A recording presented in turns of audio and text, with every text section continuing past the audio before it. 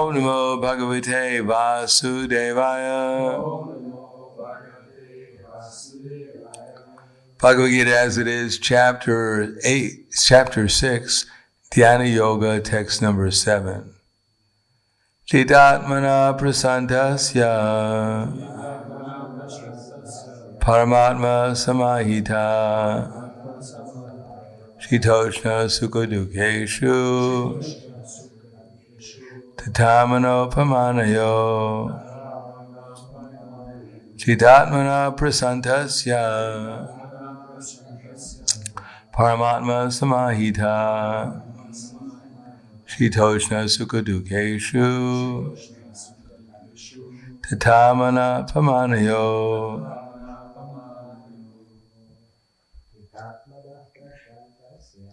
Chitatmana prasantasya Paramatma samahita Shitoshna sukadukeshu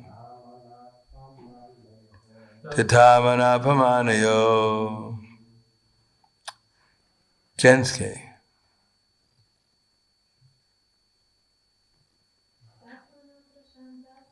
Chitatmana prasantasya Paramatma samahita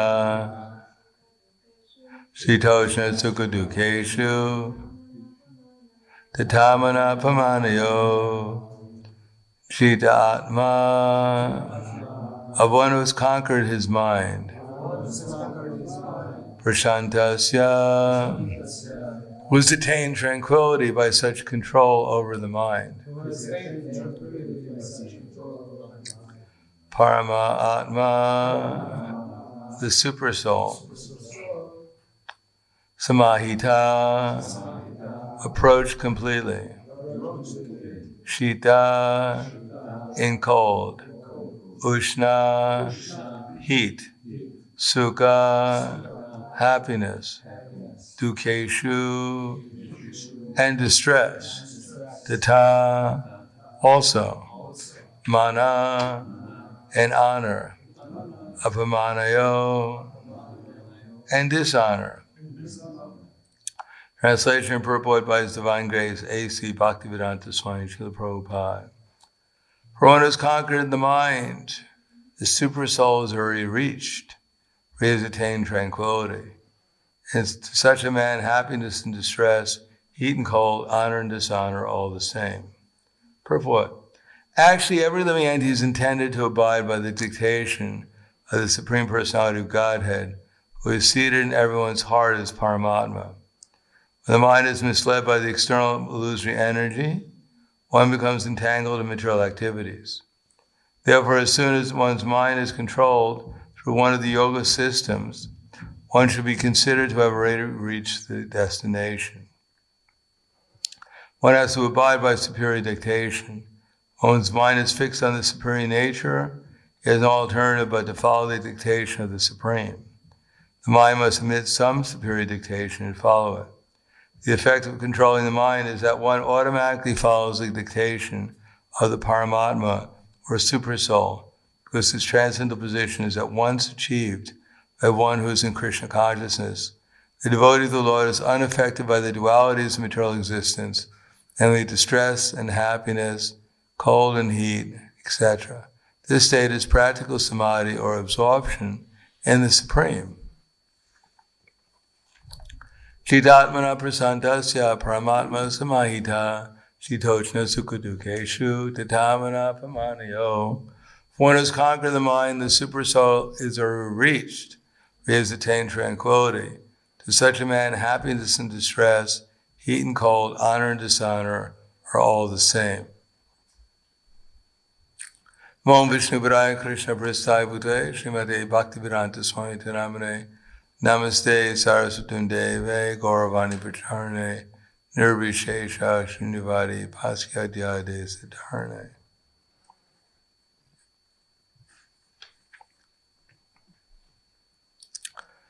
Arjuna is on a battlefield. Naturally, he's supposed to conquer the enemy. But as Prahlad Maharaj said, then in this world there's actually no enemy except for the uncontrolled mind.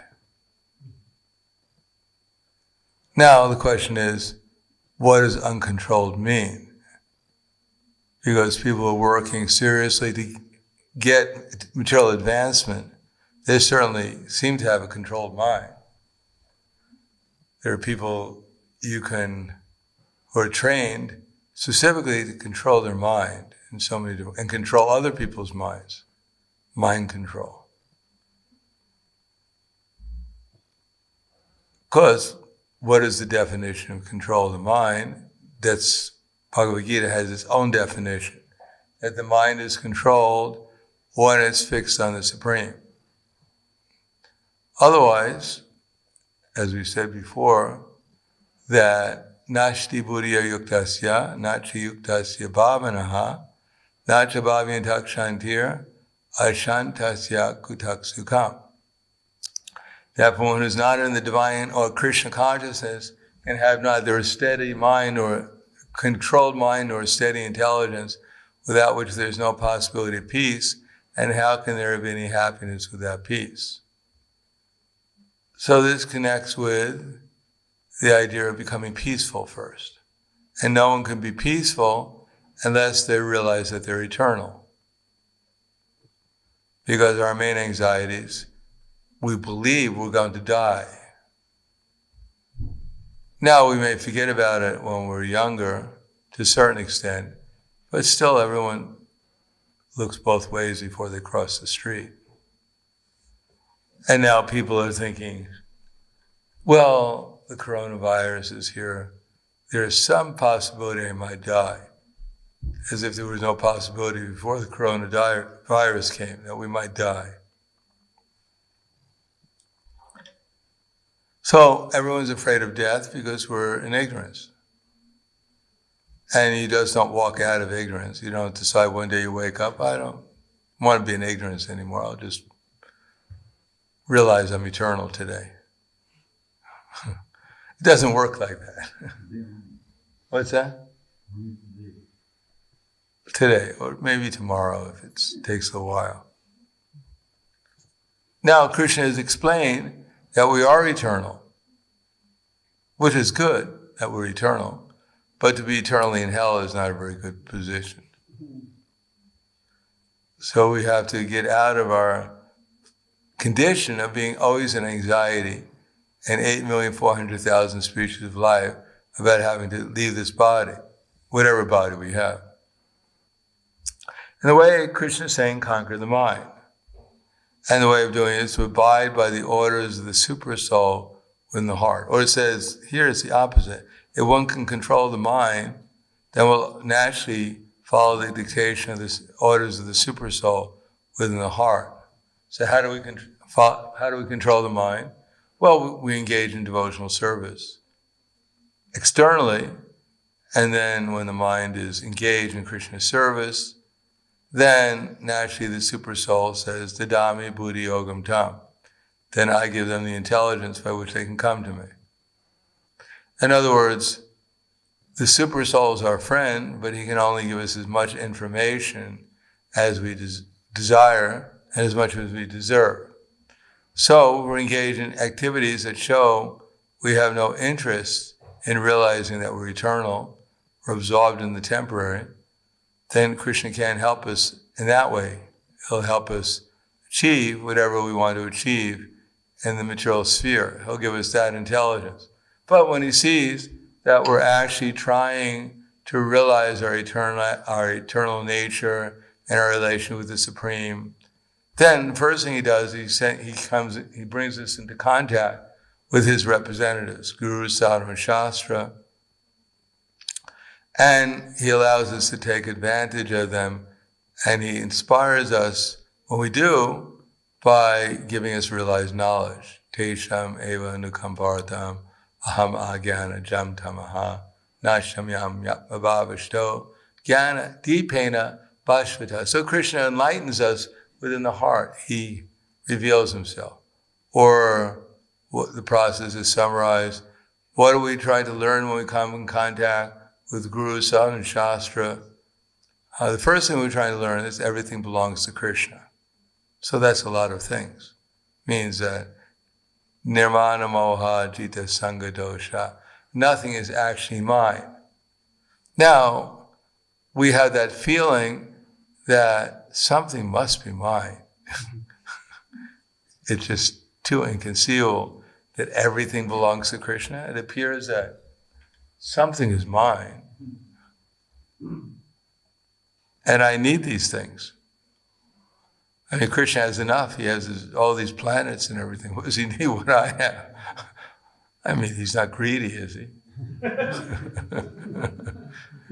He's not envious of the little things that I have. That everything belongs to Krishna. Now, Krishna is not telling us because he's lacking something and he needs what we have. But he's telling us because that mood, that things belong to me, keeps us in ignorance. Because nothing really does belong to us. In other words, there's a connection we have with the super soul who's sensing our desires, which, whether we like it or not, are like prayers. People don't know that they're praying to the super soul by their desires. It's not exactly their desires. We take it even, it's not even our desires. We've somehow or another come in contact with the illusory energy, material energy, since time immemorial. And we've acted in various ways to create a subtle body, which under different circumstances arising according to time in the three modes of material nature, activities called karma coming into being. In other words, desires arisen within our minds, arise within our mind. And we have a choice, which desire we're going to fulfill. Now, if there's no spiritual desire, or there's no idea that everything belongs to Krishna, and that I'm thinking that the purpose of my life is to get something in this material world, accumulate something in this material world, or protect the things that I already have. So those are our choices. Either we try to protect, there's desires to protect what we have, or there's desires to get what we don't have, or there's a possibility of desiring to find out what Krishna wants us to do with his property. So that's the other thing. In other words, if we actually, as much as we accept that everything belongs to Krishna, will be shown by how much interest we have in trying to figure out what Krishna wants us to do. Now, we can give perfect classes about how everything belongs to Krishna and then go out trying to get more from me and make sure I don't lose anything. Rather than actually contemplating, what can I do for Krishna? What does Krishna want me to do? Now, the first thing that comes into my mind is not necessarily what Krishna wants me to do. What does Krishna want me to do? Oh, ice cream. Yeah, all right. Maybe he wants me to get some ice cream. Ask Lalika coming to make me some ice cream. Krishna wants me to get some ice cream. No, there's Guru, there's Sadhu and Shastra. Of course, we say, well, my Guru is so far away that how can I possibly know what my Guru wants me to do? Well, actually, Guru is supposed to speak according to Bhagavad Gita, and we have Bhagavad Gita, and it's not like a mystery. That Krishna makes everything very complicated, and, to bet on this horse or this horse, I don't know. What does my Guru want me to do? Now, if we're in the realm of spiritual life, the 9 processes specifically of bhakti, then we can inquire how we should engage our body, mind, and words in the process of bhakti. And if we go outside the platform of bhakti, and then we try to figure out what my Guru wants me to do, then my Guru is supposed to tell me how to engage in bhakti, in the process of bhakti. He's not supposed to tell us what horse to bet on, or how many angels can fit on the point of a pin. That's not what he's supposed to be telling us. He's supposed to tell us how to appropriately engage in devotional service under different circumstances, giving the examples of previous acharyas, previous examples in our scriptures, etc. That's the duty, is to try to ascertain what would be pleasing to Krishna under different circumstances. So if we accept that and humbly pray, humbly investigate through Guru and Sadhu and Shastra, consciously, in other words, we become conscious of investigating and inquiring. Then when one is always submissive and is ready to render service, then the reciprocation of knowledge and inquiries becomes perfect. That if we want knowledge, spiritual knowledge, if we're inquisitive about that, then we have to become submissive and be ready to render service. Submissive, that is, submissive inquiry, to actually ascertain what Krishna wants us to do. And when that's clear, and we do it, then the reciprocation of knowledge and inquiries becomes perfect. Then we'll actually realize what Krishna says. Everything here belongs to him. Surprise. Then we'll actually realize that Krishna actually is, when Krishna is happy, when Krishna enjoys, of course he's always enjoying, but when we connect with his enjoyment, when we actually participate in his enjoyment, then we actually enjoy. And that we can't take credit for anything. What we're getting is pure mercy, the opportunity to connect with Krishna again, become useful again. So, it's not that the spiritual world is just waiting for us to come back. It's on hold right now. Everything is going on. The only thing that's not going on are all these useless souls in the material world just chasing after illusion. But we can connect again and become useful. So that's by the mercy of Krishna and his representatives. It's simply out of love, because there's no material reason. The spiritual world, the spiritual consciousness exists out of love. There's no need for anyone in the spiritual world. No one needs us. That we're like a vital, we're some mechanic that kept Krishna's, Vaikuntha airplanes moving.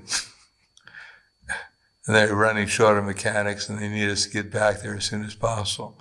Fix a few Vaikuntha airplanes. It's not like that. It's simply everyone has an opportunity. The more people participate in Krishna's loving service, then the more everyone becomes blissful. That's all. We're just like an anomaly here. In any case, if we accept that everything belongs to Krishna, everything we find out should be used for Krishna's service, then we also have to develop some positive attitude that we actually want to please Krishna. We want to develop love.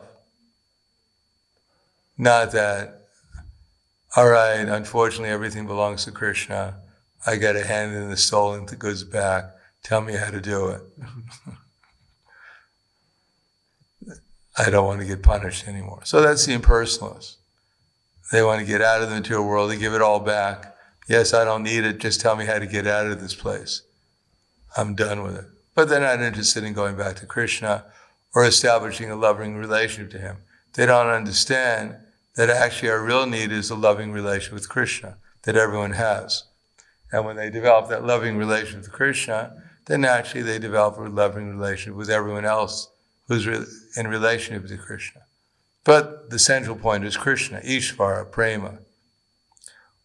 Without that our lives are incomplete and unsatisfied. And because they're incomplete and unsatisfied, the mind will never be satisfied. It'll always be looking for something to satisfy. The soul will always be utilizing the mind and the intelligence to find something to satisfy it. But only when it reestablishes its relationship with Krishna can it actually find real satisfaction in the loving relationship that it has with Krishna. Otherwise, they're just talking about romance and love all the time. Because now they're just talking about the relationship with the coronavirus. Maybe that's the new love affair.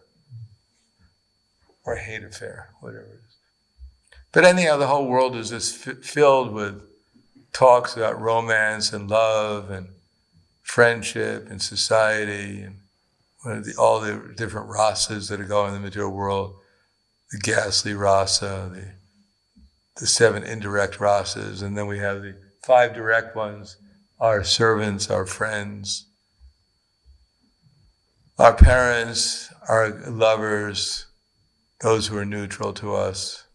So the whole material world is an attempt in enjoying relationships unsuccessfully because they're actually looking for Krishna. And they know in some relationship there must be that loving experience that I'm looking for, that actual person who actually loves me and wants to help me and protect me. So that's Krishna. That everyone is actually searching for Krishna, but they're just looking in the wrong place, that's all. So I'll stop there. Thank you. Any questions? Yes. Hare Krishna.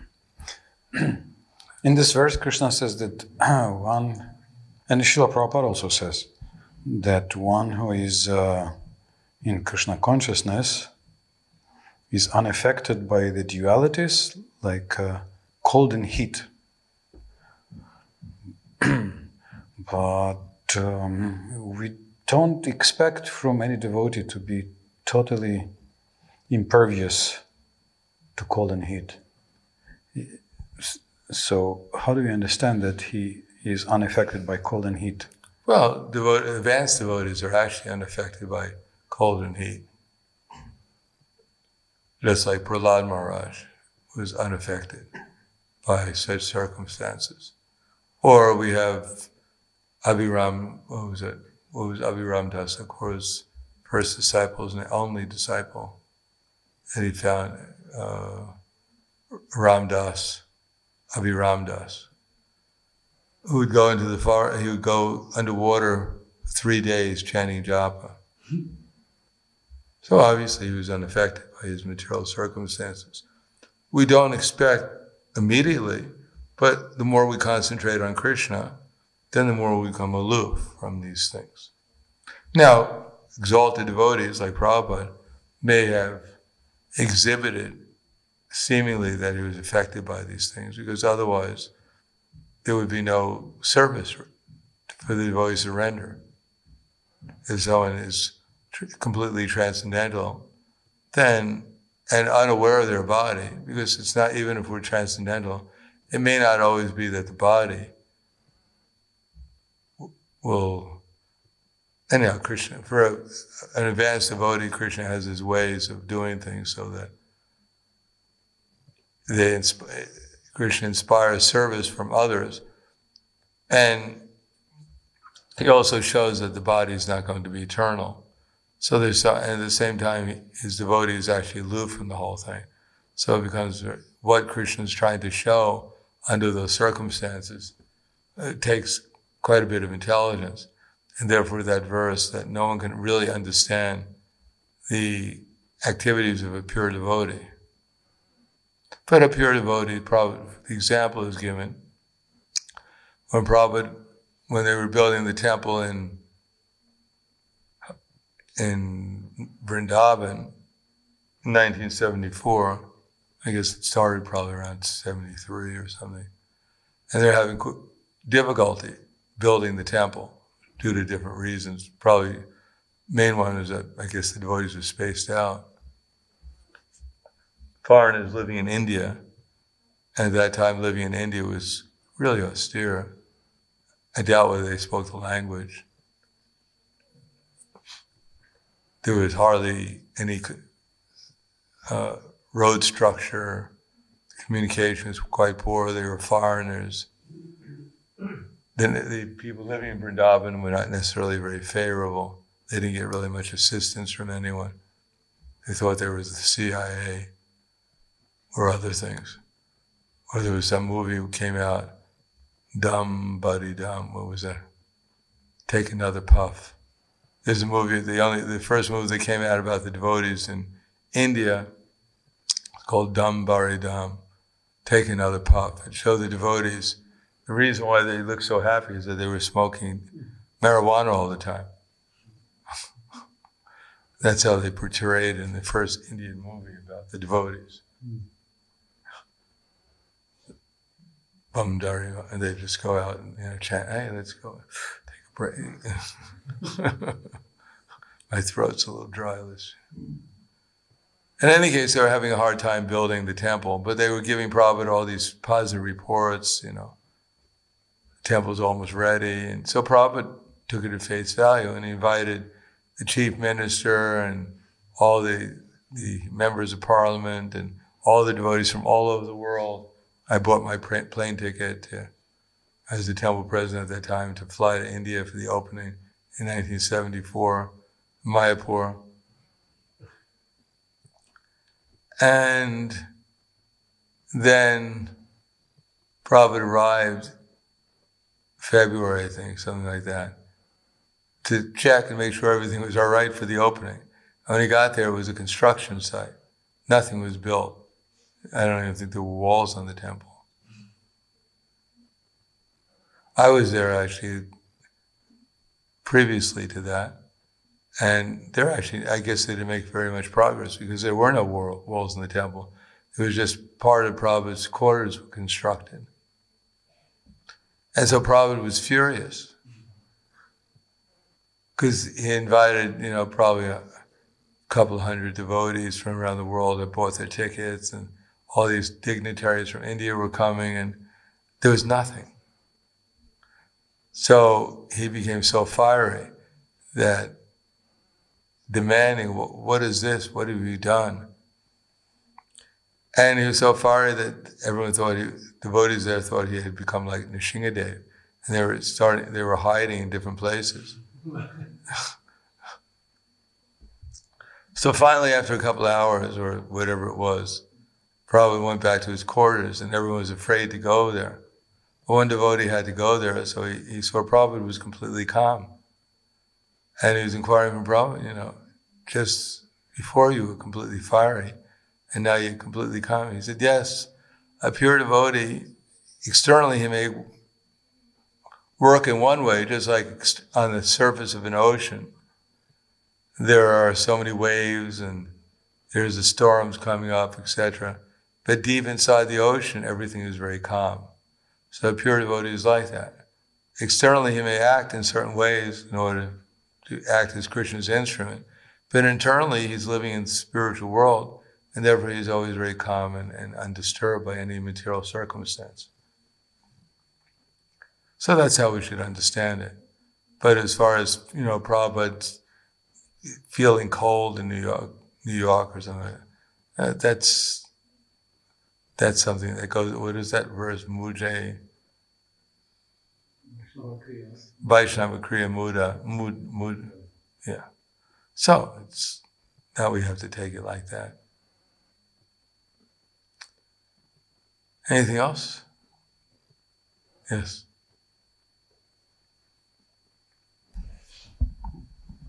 So what did Prabhupada do after this Mayapur situation? No, Vrindavan. What did he do afterwards? Yeah, Well, he told him to get it together. He contacted, I got a letter saying, don't come to India. We're not going to have an opening. And he obviously contacted someone contacted all those dignitaries, told them not to come. What else could he do? And then I guess he gave them instructions how to try to finish this at some time. I guess it was opened in 75 probably in the Kartik. What's that? Ramnavami. So it was open, and he had to delay everything. What else could he do? Invite the prime minister and the chief minister. Here's our construction site.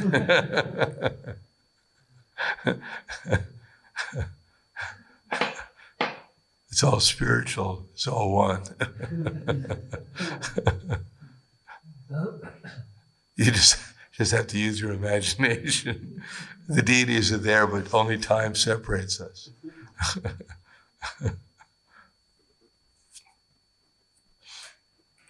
Anything else? Thank you very much. Krishna Bhagavad Gita ki jai. Srila Prabhupada ki jai. Gaur Premanande.